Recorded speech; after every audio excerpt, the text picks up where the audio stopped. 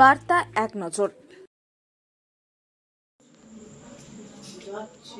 বাংলায় পরিযায়ী শ্রমিকের ওপর অত্যাচারের প্রতিবাদে চুঁচুড়া মগরা ব্লক তৃণমূল কংগ্রেসের সভাপতি তাপস চক্রবর্তীর নেতৃত্বে বৃষ্টি উপেক্ষা করে মগরা রামকৃষ্ণ সিনেমা হলের সামনে থেকে এক প্রতিবাদ মিছিলের আয়োজন করা হয়। পরে কাটাপুকুর মোড়ের কাছে এসে শেষ হয়। পরে এক জনসভার আয়োজন করা হয়। উপস্থিত এলাকা চুঁচুড়া বিধানসভার বিধায়ক অসিত মজুমদার, ধনিয়াখালীর বিধায়ক অসীমা পাত্র, হুগলি শ্রীরামপুর সাংগঠনিক জেলা সভাপতি ও বিধায়ক অরিন্দম গুই, রাজ্য SC/ST OBC সেলের চেয়ারম্যান অসীম মাঝি, প্রাক্তন বিধায়ক ও জেলা পরিষদের সদস্য মানস মজুমদার, বাঁশবেড়িয়া পৌরসভার পৌরপ্রধান আদিত্য নিয়োগী, বিভিন্ন পঞ্চায়েত প্রধান, উপপ্রধান সহ স্থানীয় ও জেলার নেতৃত্ববৃন্দ উপস্থিত সকলে একে একে বক্তব্য রাখলেন। ইতিহাসে পড়েছি একটা মির্জাফর 1957 সালের যুদ্ধের সময় যে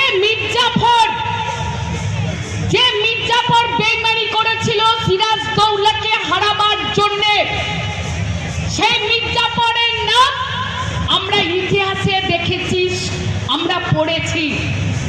আর একজন জাতির জনক মহাত্মা গান্ধী, বাংলার একটা মির্জাফর, যার নাম শুভেন্দু অধিকারী, যে বাংলার মির্জাফর, বাঙালির মির্জাফর, বাঙালি জাতির শত্রু।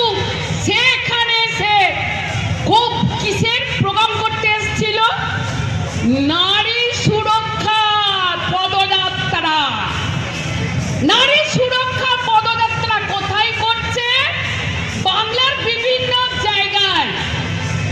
আমরা বিজেপি নেতাদের বলতে চাই, 34 বছরের CPM কে আমরা দেখেছি, বাংলার মানুষ দেখেছে, বিচারের বাণী নীরবে নিভৃতে কেঁদেছে, কিন্তু বাংলায় তারা কোনো রকম তাদের বিচার পায়নি। কিন্তু এই বাংলা মুখ্যমন্ত্রীর নাম মমতা বন্দ্যোপাধ্যায়। সামগ্রী অনেক কেনা হয়, তাতে 4টে নকুল দানাও আসে, তার আবার ক্যাশ মোমো হয়? লাগে নাকি মায়েরা ক্যাশ মোমো? নকুল দানা ক্যাশ মোমো হবে না। কাজে যে খেয়ে পড়ে বড় হয়, কালিদাস হয়ে সেই ডালি কাটে, তার আগামী দিন বিসর্জন হবে। সামনে মা দুর্গা পূজা, দুর্গা আরতি এবং মায়ের আরাধনার সঙ্গে সঙ্গে সবাই আমরা বলবো, বামফ্রন্ট সরকারকে যেমন আপনারা মাথায় চাটি মেরে বঙ্গোপসাগরের জলে ছুঁড়ে ফেলেছেন, তেমনি এই সাম্প্রদায়িক বিজেপি যে নেতা নেত্রীরা আছে, ছোট খাটো বড় মেজো ছোট, তাদের প্রশ্ন করবেন।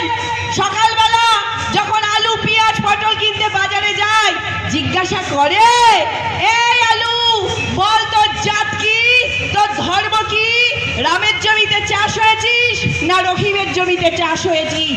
জিজ্ঞাসা করে না। আপনারা ওষুধ কেনেন, প্রেসারের সুগারের জিজ্ঞাসা করেন, এই ওষুধ তোর জাত বল, বলেন না, কারণ বেঁচে থাকতে গেলে মাথায় ছাদ লাগে।